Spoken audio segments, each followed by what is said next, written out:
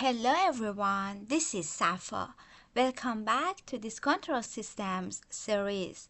In today's video, we're going to simulate and analyze the step response of an underdamped second order system in MATLAB. Let's get started.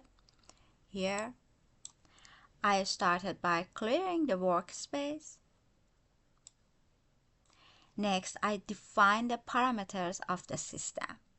Okay, K is the gain, omega n is the natural frequency, and zeta is the damping ratio.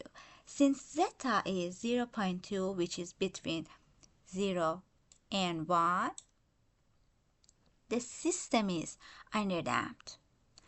Okay. Now I define the transfer function. This is a standard second order model. Okay. And next here, I print the transfer function to the command window. And finally, we plot the step response.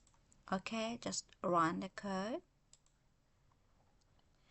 Here in command window, you can see and figure.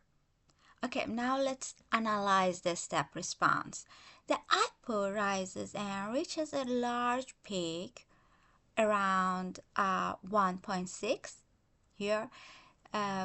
This is the overshoot, which occurs because of the low damping. After that, the response dropped down here to about 0.8, creating the first undershoot, and then rising again to another smaller peak around 1.2.